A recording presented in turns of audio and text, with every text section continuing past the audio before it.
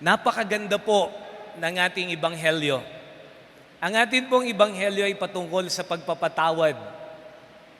Mga minamahal na kapatid, alam na alam natin ano ang ibig sabihin ng salitang pagpapatawad. Alam niyo po, kapag nagpapatawad ka, payapa ka, tahimik ka, masarap ang buhay, magaan ang kalooban. Tama, mali? Tama po yun. Kapag hindi ka payapa, madali kang mamayapa. Siguro ganun po yun, no? Laughter is the best medicine, sabi nila. Pero hindi po ako naniniwala doon at sa aking pananaw, kulang po yun. I think mas tama po pag sinabi nating forgiveness is the best medicine. Laughter, tumawa ka ng tumawa. Pagkatapos mong tumawa, pagkatapos po ng ilang panahon, makikita mo yung sarili mo, tahimik ka na naman at kumukulo na naman yung kalooban mo. Dahil puno ng di pagpapatawad. Mga minamahal na kapatid, forgiveness is the best medicine, hindi laughter. Kasi when you forgive, inia-unload mo yung sarili mo, gumagaan ang kalooban mo, at dahil magaan ang kalooban mo, kay sarap mabuhay. Amen. Sabihin mo sa katabi mo, sa kanan at kaliwa, magpatawad ka. Mga minamahal na kapatid, lahat ng tao ay nagkakasala. Lahat ay nagkakamali. Taas nga po ang kamay ng walang kasalanan. Baligtarin natin. Taas nga po ang kamay ng mga nagkakamali o nagkakasala. Pati po ako magtataas ng kamay. Sapagkat naniniwala po ako, bilang tao, lahat tayo nagkakasala at nagkakamali. Mga kapatid, sinabi ko po kanina na napakaganda ng ating ebanghelyo sapagkat pag tiningnan niyo po, biglang may twist. Tingnan niyo po yung twist. Pakinggan niyo pong mabuti. Ang twist po ay ito. Sa ebanghelyo na narinig po natin, hindi po pinag-usapan kung ano ang kasalanan, hindi po pinag-usapan kung sino ang nagkasala. Wala pong binanggit ang Panginoon doon. Pero tingnan niyo po, ang pagpapatawad ay nakasalalay sa iyo. Ikaw na magpapatawad at hindi nakasalalay doon sa nagkamali. Amen. Baligtad, hindi po ba? Magkakaroon po ng pagtatalo-talo diyan. Sapagkat ang sinasabi sa Ebanghelyo ay kung ang kapatid mo ang nagkamali, mga minamahal na kapatid, ikaw ang lumapit sa kanya. Ikaw ang lumapit. Hindi yung sinasabi dito sa Ebanghelyo, hindi pinansin sa Ebanghelyo o hindi pinag-usapan sa Ebanghelyo kung ano ang kasalanan, kung sino ang nagkasala, subalit ang binibigyang diin po sa Ebanghelyo na ating narinig, kung nagkamali ang kapatid mo, ikaw ang lumapit sa kanya. Dito magkakaiba-iba po tayo ng sagot. A lot of people would say this, no way. Ako na nga ang nasaktan. Ako pang bababa. No way, ako na nga ang naargabyado. Ako pa lalapit.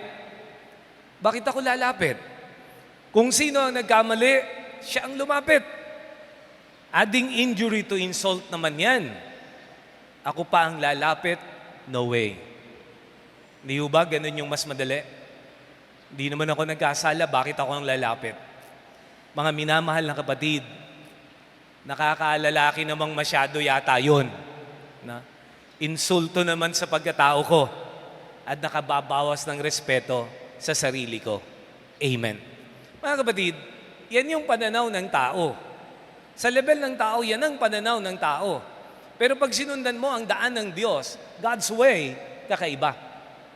Ang Diyos ang bumaba. The fact na isinilang ang Diyos para maging tao, para tayo ay sagipin, ibig sabihin, ang daan ng Diyos ay ang kababaang loob. Amen. Kaya mga minamahal na kapatid, ito po yung twist. No? This has nothing to do with those people na nagkasala sa atin. Subalit, this has something to do with you sapagkat ikaw ang magpapatawad. Amen. Kung baga, kung muli ay nireresetahan tayo ng Panginoon, kung ano ang ating gagawin, mga minamahal na kapatid, ang pagpapatawad ay wala doon sa nagkamali. Ang pagpapatawad ay nakasalalay sa iyong mga kamay. Ikaw na nasaktan o ikaw na kung kanino nagkamali. Amen. Baligtad po ito.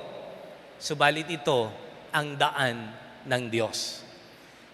Pinili ko pong tingnan ito sapagat madalas sinasabi, patawarin mo, humingi ka ng tawad, o mas madalas sinasabi po sa atin, ang kababaang loob will lead us na tayo ang humingi ng tawad, pero this is a further step sapagat ang sinasabi po dito,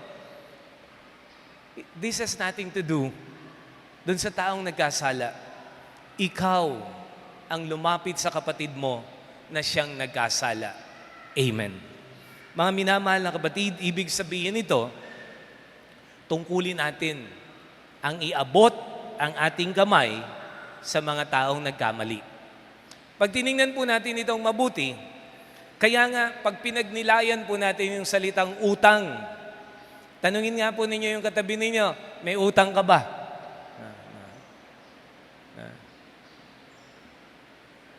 Nakangiti kayo, siguro meron. Tapos sabihin mo sa katabi mo, babayaran ko. Dear friends, brothers and sisters in the Lord, bakit ko po sinabing may utang ka ba? Kasi the more you will be able to understand.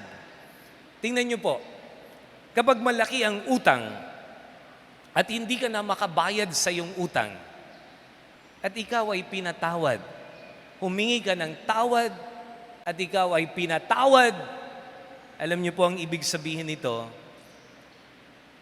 binibigyan ka ng pagkakataon na makaahon muli, makabangon muli mula sa iyong pagkakasadlak, mula sa iyong pagkakalugmok, ay magkaroon ng pagkakataon na muli ikaw ay makabangon. Amen. So, ibig sabihin na naman, ikaw na nagpatawad, ang magbibigay ng pagkakataon upang magkaroon ng pagkakataon, muli ay makabangon ang taong nagkasala. Ang hirap nito. Hindi po ba? Mahirap iyon. Pero that is our God. Our God is a God of second chance. Not only of second chance, but our God is a God of many second chances. Amen. Mga kapatid, kung gusto mong maging mapayapa, magaan, masaya ang buhay, magpatawad ka. Sapagkat nasa iyong kamay ang pagpapatawad at wala doon sa taong nagkasala. Amen. Ibig sabihin lang po nito, mga minamahal na kapatid, yung taong nagkasala sa iyo, kahit hindi humingi ng tawad, yung paggaling, the healing will happen sapagkat ikaw ay ang inauna ng magpatawad sa Kanya. Amen. Mga kapatid, kung gusto mo ng kapayapaan, magpatawad tayo tulad ng ating Panginoon. Amen.